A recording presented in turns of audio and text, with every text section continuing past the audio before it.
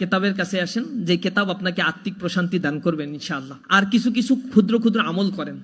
আপনারা একটা শের পড়ছেন না, হাল্লাকা সিররুন ইনদাল্লাহ বাইনাকা আনতা ওয়া বাইনাল্লাহ, হাল্লাকা সাদাকাতুন তাকফা লা ইয়ালামুহা ইল্লাল্লাহ, কিসাসুল্লাহ তুকশাফু ইল্লা বিকিতাবিকা হিনা তারাল্লাহ, মা আহারাকা ফি হাযা আন ইয়াকবুরা কদরুকা ইনদাল্লাহ।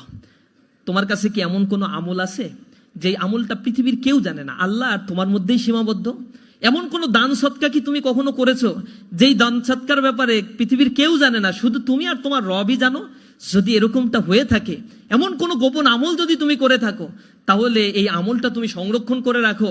কিয়ামতের ময়দানে আল্লাহ রাব্বুল আলামিন সেদিন তোমাকে সম্মানিত করবেন। ইয়াকবুরা কদরুকা ইনদাল্লাহ, আল্লাহর কাছে তোমার কদর অনেক বেশি বেড়ে যাবে। গোপনে গোপনে ভালো কাজ করার জন্য চেষ্টা করেন, মানুষের জন্য সার্ভিস দেওয়ার জন্য চেষ্টা করেন, এবং মানুষের জন্য রাসূল করিম সাল্লাল্লাহু আলাইহি ওয়াসাল্লাম বলেছেন সেবার বিনিময়ে নেতৃত্ব। যদি তুমি সার্ভিস দিতে পারো কোনো কিছু চাওয়ার বিনিময় ছাড়া, তাহলে তুমি পাবে।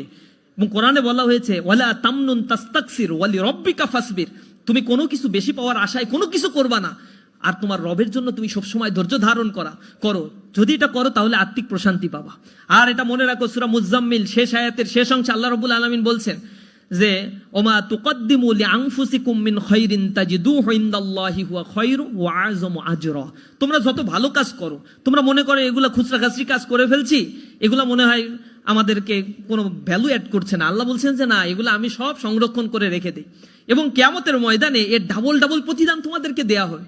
এ কারণে যদি ডিপ্রেশন থেকে বাঁচতে চান, সেলফ সেন্ট্রিজম বাদ দেন, নিজে মানুষের জন্য কিছু করেন, দুনিয়াতে কখনো সার্ভাইভ করতে পারবেন না। এই পৃথিবী আপনাকে কখনোই গ্রহণ করে রাখবে না।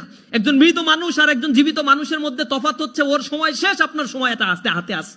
এবং আল্লাহ আপনাকে সৃষ্টি করেছে, আল্লাহ যে খলাকা, তিনি আপনাকে সৃষ্টি করেছেন।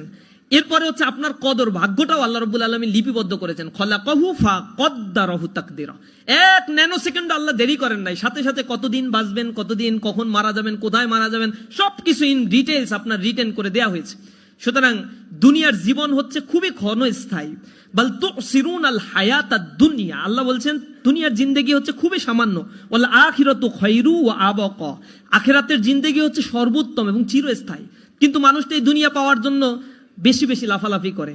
আল্লাহ রাব্বুল আলামিন বলছেন তোমরাই বরং দুনিয়া পাওয়ার জন্য সবচেয়ে বেশি চেষ্টা করো। আল্লাহর কাছে এই দুনিয়ার মূল্য যদি একটা মশার ডানার পরিমাণ হতো, তাহলে পৃথিবী থেকে কোনো নাফরমানকে আল্লাহ রাব্বুল আলামিন 1 ইঞ্চি পানিও পান করতে দিতেন না। কিন্তু আমাদের কাছে দুনিয়ার মর্যাদাটা কি? কারণ আমরা পৃথিবীতে আসছি আর মনে করি ইট, ড্রিঙ্ক অ্যান্ড রিম্যারি। এই দুনিয়াতে আসছি শুধুমাত্র খাই দাই ফুর্তি করার জন্য। পৃথিবীতে কয়দিন বাঁচবো এটা তো আমরা জানি